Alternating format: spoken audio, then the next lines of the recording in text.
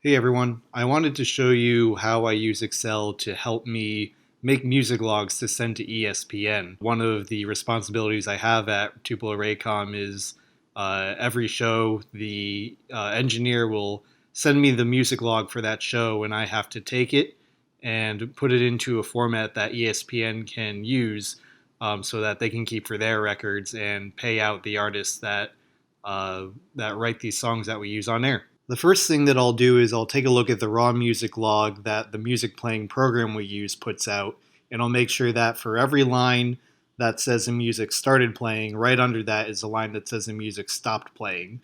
So this is actually a log that I did, so I know that there's not going to be any mismatched lines or anything like that, but I'll still always go through it just to double check.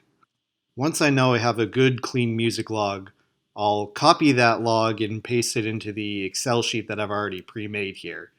Now, all the information in one line of a log is separated by tabs, and I need to tell Excel to find these tabs and take each little bit of information separated by the tabs in the music log to take that and make it its own column in Excel.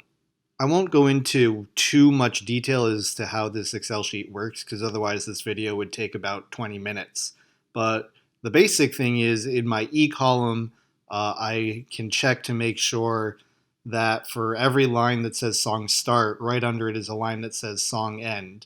And in my F column is a calculation of how long each song played based on the time code in column A from when each song started and each song stopped.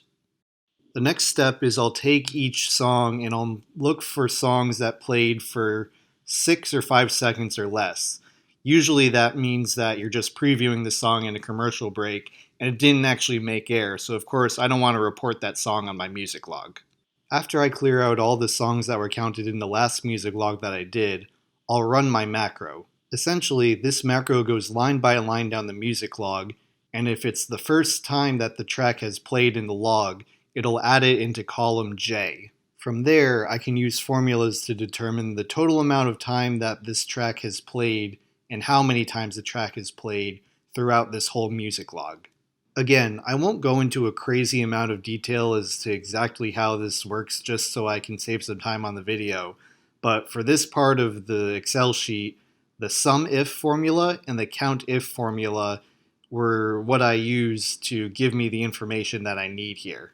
Once the macro has been run, I can copy all of these music tracks that have been played in this log and move it over to the document ESPN needs me to send them so that they can file these music logs on their end. A quick note here, on sheet 2 of this workbook, I have listed out all of the tracks that we would use for this particular event.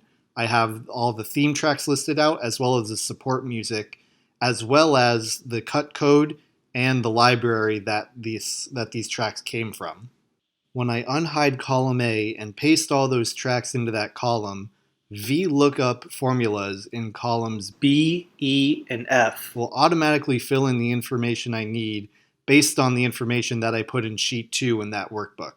You'll see that some of these VLOOKUP formulas didn't come up with any results. Basically, that just means that the track I have in that row in column A isn't matched up with anything on sheet 2 yet. All I have to do is go to the cell in that row in column A and match that up with whatever track it's referring to in sheet 2.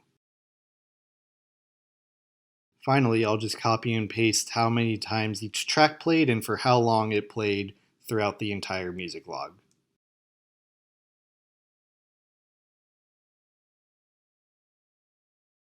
And then I'm done. I am ready to send this music log off to ESPN.